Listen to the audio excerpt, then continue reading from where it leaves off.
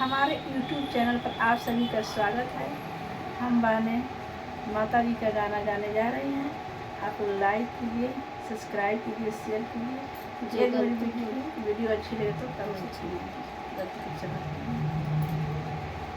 साची कहे तेरे आवन से मैया, साची कही तेरे आगमन से मैया, अंगना में आइल बहार मैया, ए मैया अंगना में आइल बहार मैया।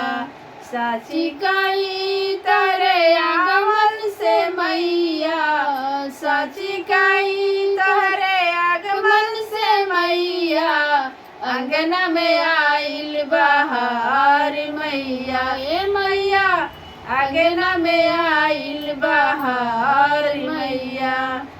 हजमा बोलौनी मैया चौका पुरवली, हजमा बोलौनी मैया चौका पुरवली, अंगना करवली तोहार मैया, मैया पूजनी करवली तोहार मैया। साची कही तोहरे आगमन से मैया, साची कही तोहरे आगमन से मैया, अंगना में आइल बहार मैया, मैया अंगना में आइल बहार मैया। कोहरा बोलौनी मैया कलसा भरवनी, कोहरा बोलौनी मैया कलसा भरवनी, जलवा भरवनी अपार मैया, ओ मैया जलवा भरवनी अपार मैया। साची कही तोरे आगमन से मैया, साची कही तोरे आगमन से मैया, अंगना में आइल बहार मैया, मैया अंगना में आइल बहार मैया। पंडित बोलौनी मैया पाठ करवनी, पंडित बोलौनी मैया पाठ करवनी, पूजनी करवनी अपार मैया, ओ मैया पूजनी करवनी अपार मैया।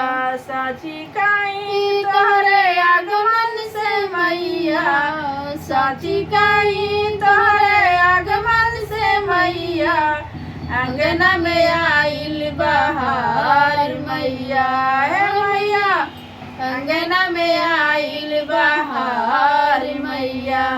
मलिया बोलौनी मैया अढ़ौल मंगवली, मलिया बोलौनी मैया अढ़ौल मंगवली, सेहरा बनवली तोहार मैया, हे मैया सेहरा बनवनी तोहार मैया।